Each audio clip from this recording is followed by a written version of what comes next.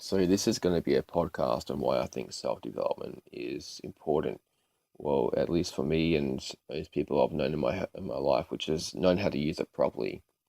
And because I used to stay up when I was young and I was watching Tony Robbins videos, infomercials when I was a lot younger, and I thought, who is this clown? Who is this guy just preaching his word and thinking he's the best when it comes to psychology and proclaiming to know everything and knows about helping people? And of course, it would have the testimonials, which I was skeptical of.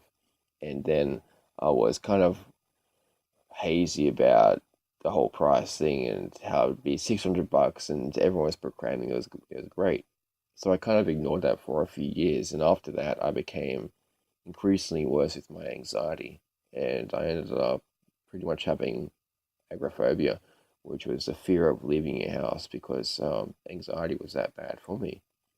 And at that time, which was actually a struggle to go and see someone with, a counselor or anything like that, and they helped me a bit, but they were hitting all the surface problems, why I had my problems and why I thought like this and why I thought like that.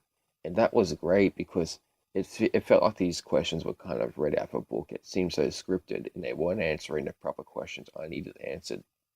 So anyway, after I started studying people which had also gone through social anxiety and stuff like that, depression, and I felt like there's always been this great potential in me, and I'm sure you might feel that. And a lot of people do feel this amazing potential in them. I believe everyone has an amazing potential behind them and who they are. That's why my channel is called Creators of Reality, because I believe we all have the right tools to actually master and perfect that kind of passion we have in us. But a lot of us are scared of it. A lot of us don't know how to use it. So self-development for me was being able to understand why I had that agoraphobia, why I had that fear, and how I can use it in everyday life. How I could use that to become stronger and more powerful version of myself and become the best version of myself. And I'm still working on it. And this is after 3 or 4 years of constantly testing my fears day after day after day. This is constantly after fighting all of my demons. And it's not just about fighting, it's not just about doing it this way or that way. It's about understanding. And that's the thing I think self-development has is it has such a power to help you understand your problems. And when you ask the right questions, you get the right answers. Sooner or later, it may take people 1 month, it may take people 6 months, but sooner or later, you're going to get the right answers if you keep at it, if you keep consistent. And after doing my 3 or 4 years, day after day of that hard work, that commitment was now I don't really have any social anxiety at all. I haven't had a panic attack in 3 or 4 years.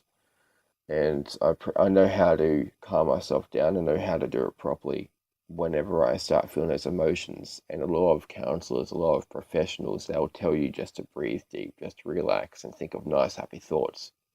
And anyone would just have a panic attack or have a complete fear that's paralyzed them. It doesn't work that simple. Happy thoughts and just doing quick fix band-aid solutions, you can always feel it's there. You can always feel it's just behind a corner just waiting for you. And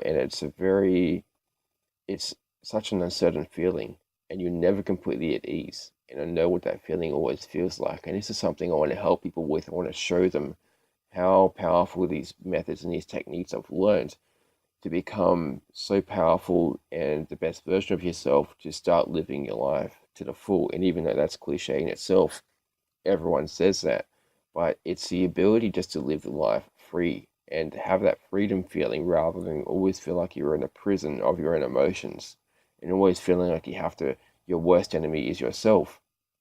And even when you are your worst own enemy, um, there are so many other things that you have to worry about, like paying the bills, like relationships, like family, like how much money you have left in the bank. And the thing is that when you understand why you have your problems and why you have those fears, all of them relate to those areas. So it actually causes like a trickle down effect.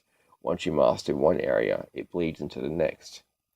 So this is something I'm going to be talking about. This is something I'm going to be trying to help people with is anxiety, depression, and how to use different mindsets and perspectives and use self-development as a key tool to try and improve yourself on the next level, to push yourself to the next limit.